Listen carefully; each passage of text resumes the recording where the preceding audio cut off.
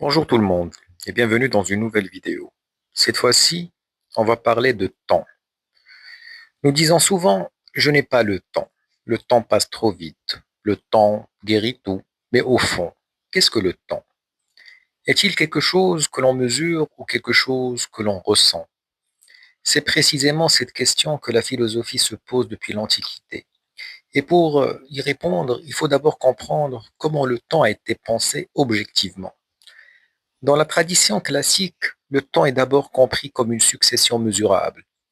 Chez Aristote, le temps est défini comme le nombre du mouvement, selon l'avant et l'après. Autrement dit, le temps est lié au changement.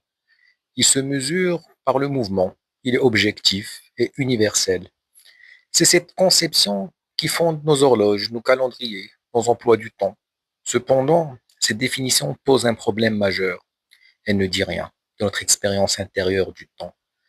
C'est pourquoi d'autres philosophes ont déplacé la question. Quand nous attendons, le temps semble long. Quand nous sommes heureux, le temps semble passer trop vite. Pourtant, l'horloge avance toujours au même rythme. Cela montre une chose essentielle. Le temps n'est pas seulement objectif, il est aussi vécu subjectivement. Cette idée apparaît chez saint Augustin. Il affirme le passé n'existe plus, le futur n'existe pas encore et le présent est insaisissable. Le temps n'existe donc réellement que dans la conscience, mais cette intuition sera pleinement développée par un philosophe moderne, Bergson. Pour Henri Bergson, le temps des horloges n'est pas le vrai temps. En fait, le vrai temps, il appelle la durée. La durée, c'est un temps continu, un temps vécu, un temps qualitatif.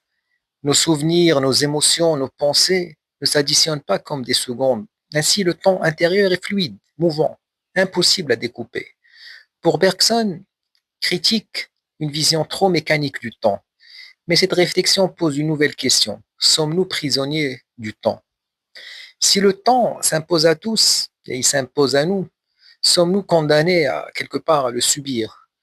Pour Bergson, au contraire, la durée est le lieu de la liberté.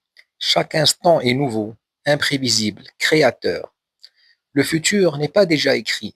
Ainsi, le temps n'est pas seulement ce qui nous limite, il est aussi ce qui rend l'action possible. Mais cette vision optimiste ne fait pas l'unanimité.